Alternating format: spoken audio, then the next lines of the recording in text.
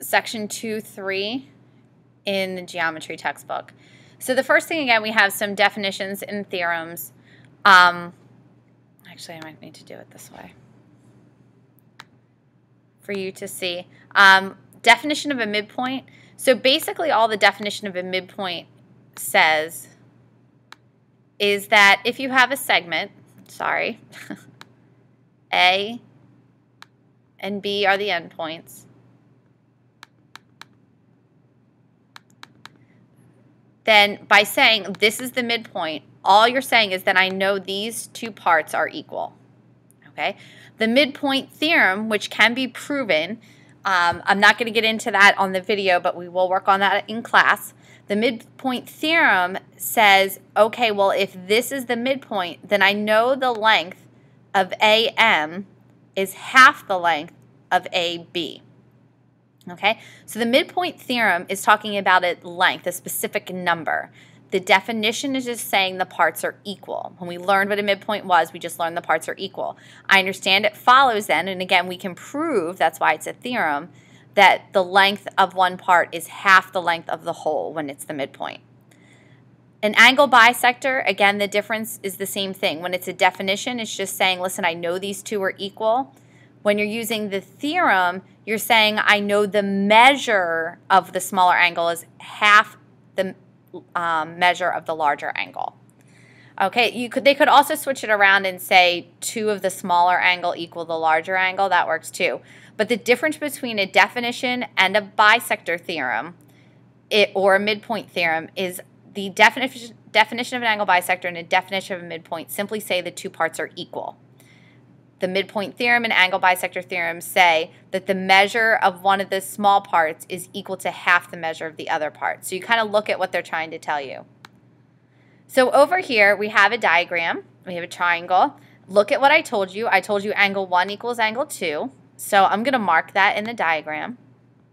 And then I know that ray AD bisects angle CAB and ray BD bisects angle CBA. So I'm not going to mark those yet because it didn't say they're equal. I have to do a little bit more work there. So the first thing I'm going to do in my proof is I'm going to say the given. I'm trying to prove angle 3 is equal to angle 4. So I'm going to just write the given that angle 1 equals angle 2.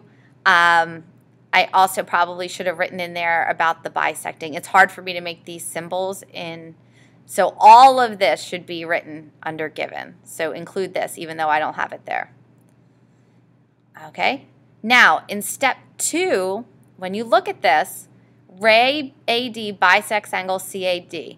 So what do you know because of this statement? Okay, so think about that. And what do you know about this statement? And because I'm going to use all the given first. So hopefully you're going to say that angle 1 equals angle 3 and angle 2 equals angle 4. Well, how do you know angle 1 equals angle 3? Well, I know angle 1 equals angle 3 because this said ray AD was an angle bisector.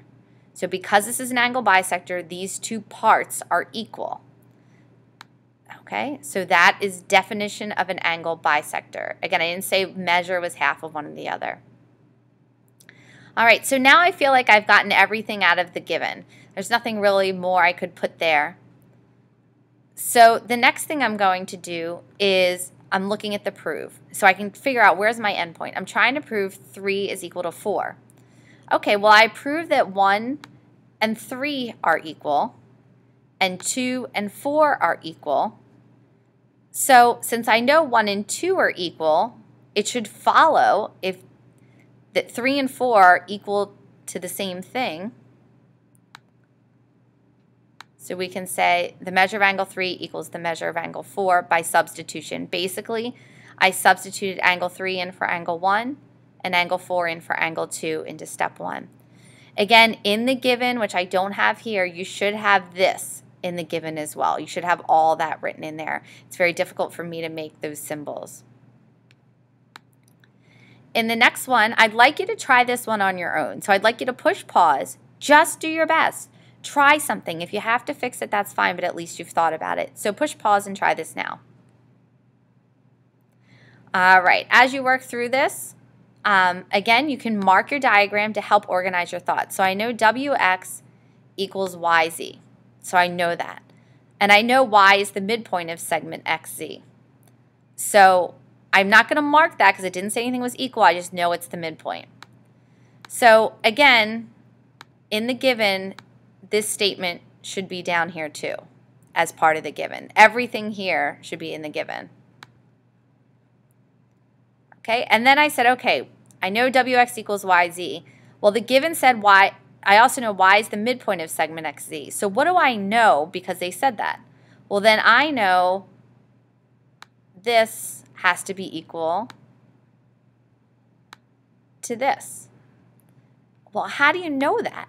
Because you told me this was a midpoint. Okay, so if it's a midpoint, two parts are equal. That's definition of a midpoint.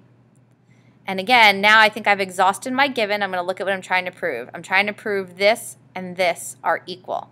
So I'm going to look at the steps above it and what could logically lead to that. Well, I can see they're both equal to the same thing. They're both equal to YZ. So in this one, you could use substitution. You may be thinking like, well, they just substituted XY for YZ. Or you could say transitive, because if they equal exactly the same thing, they must equal each other. Both of these answers are acceptable. Okay, so the homework is in Canvas. You're going to want to check that and check your answers. Again, doing your best. I understand there's going to be some tough parts too.